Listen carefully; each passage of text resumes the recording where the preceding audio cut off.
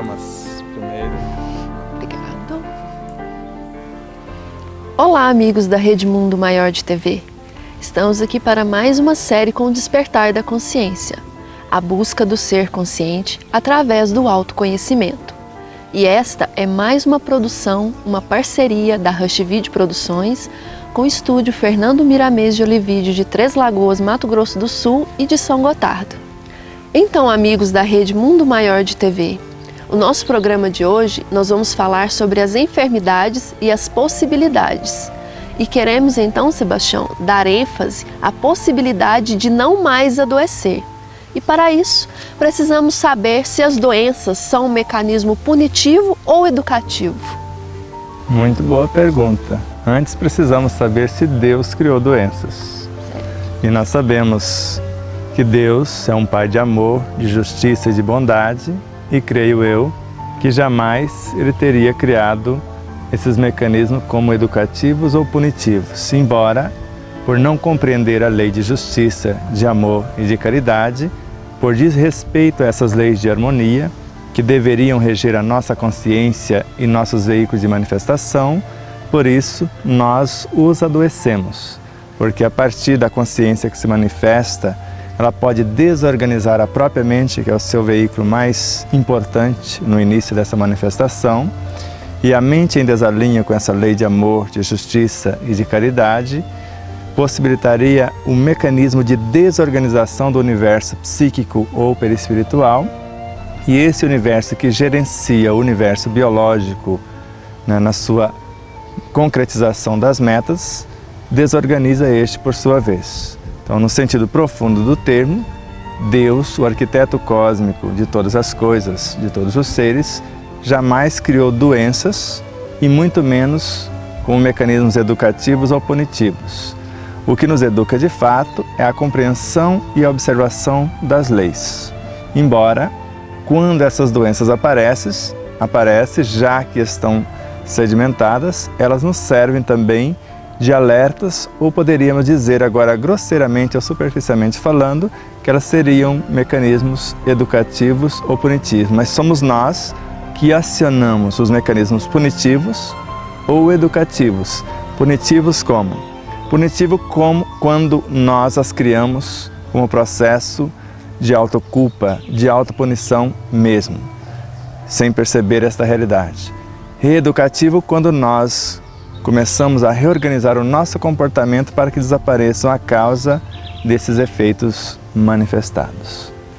Existem aqueles que ainda acreditam que as doenças, as enfermidades, como mecanismo punitivo, já foram programadas em outras, antes da gente reencarnar, então quer dizer que não tem nada disso. Quem muda isso somos nós mesmos aqui, de acordo com o nosso comportamento.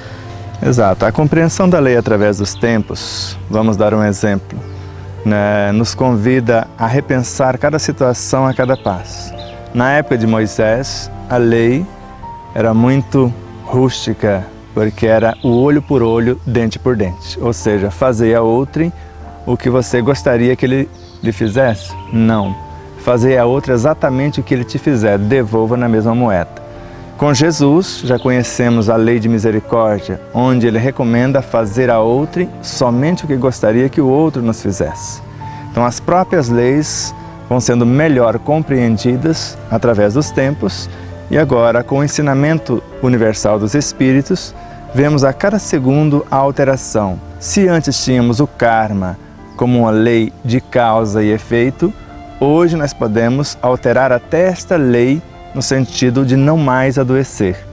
Porque se a causa de uma enfermidade é um comportamento em desalinho com as leis, esse comportamento alinhado desapareceria os efeitos. Para um futuro, creio eu, no mundo de regeneração, não mais haverá as enfermidades, muito menos os mecanismos que nos levam aos melindres, às mágoas, aos ressentimentos, porque o bem vai predominar, ou seja, a planificação do nosso comportamento e a obediência às leis vai fazer com que a nossa vivência seja de tal forma que o bem predominará.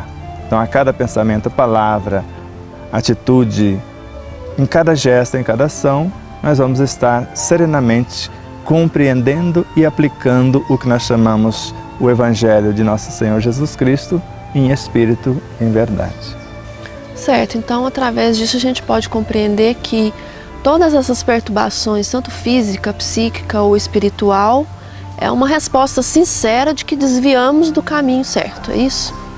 Com certeza, quando a parte espiritual se desorganiza, significa que nós estamos contrário ou caminhando na contramão do que nós chamamos de código de ética e moral, que é a vivência do Evangelho do Cristo.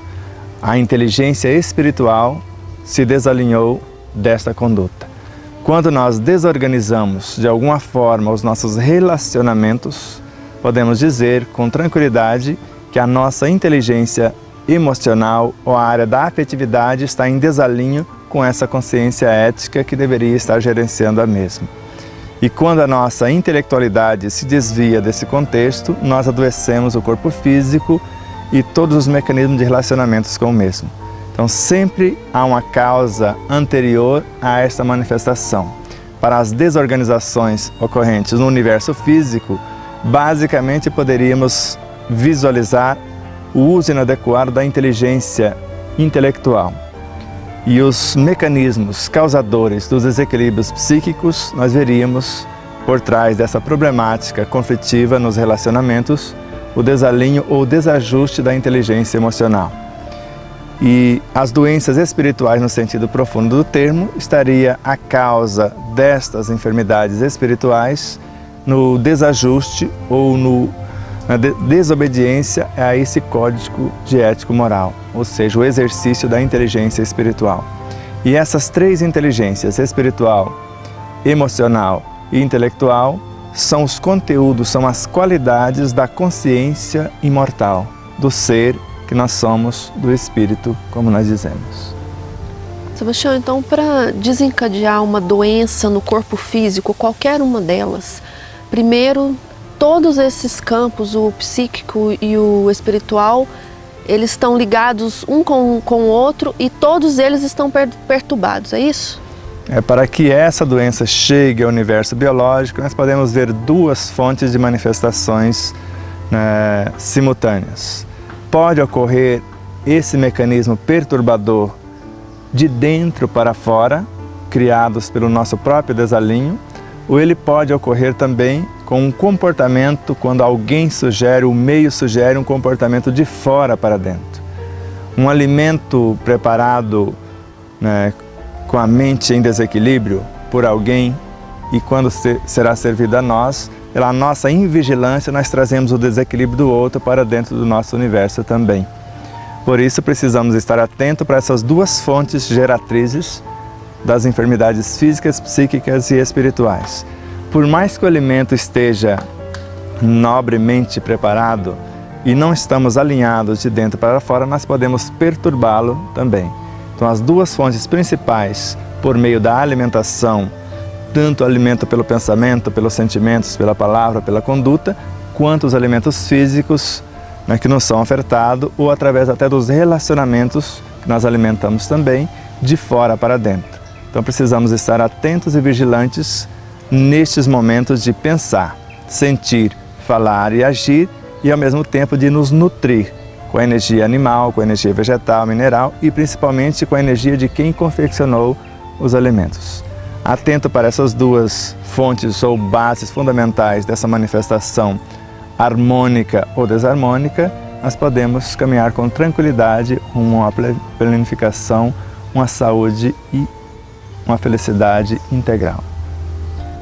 Tá, mas por exemplo, só a parte psíquica estiver desalinhada, mesmo assim ela aflora no corpo físico, vamos dizer, sem a perturbação da parte espiritual, as duas estão conectadas assim 100%, vamos dizer assim. Vamos lá. O que nós chamamos de parte psíquica é o que nós chamamos de universo perispiritual. Então, da mente à última célula do perispírito. A parte física, todo o universo biológico. Então, quando esse universo perispiritual, por meio dos relacionamentos afetivos, se perturbam, nem sempre quer dizer que a perturbação é espiritual. Então, ele se perturbou por meio dos relacionamentos, até porque o perispírito é uma entidade com vontade, com mecanismos, com independência própria, da mesma forma que o corpo físico.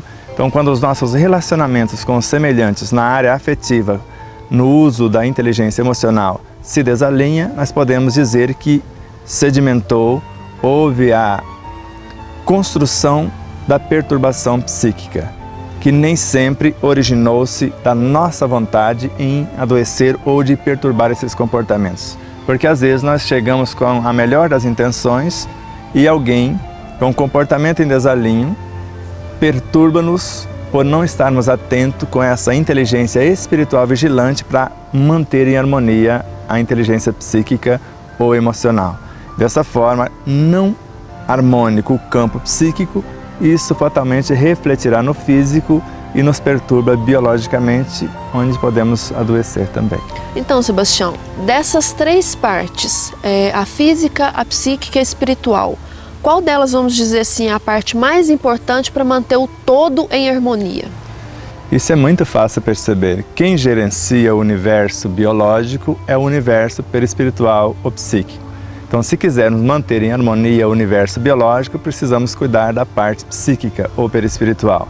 Mas quem gerencia o universo perispiritual é o universo mental.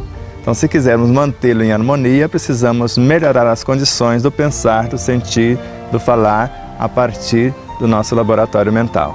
E se quisermos que este laboratório mental esteja em harmonia, precisamos estar em dia com os nossos valores espirituais. No sentido profundo do termo, quem mantém o todo em harmonia é a própria consciência por meio do seu comportamento, da sua manifestação. Quando nós temos a vontade de construir, de elaborar, de sublimar um pensamento, nós estamos trazendo parte da nossa essência consciencial para o laboratório mental.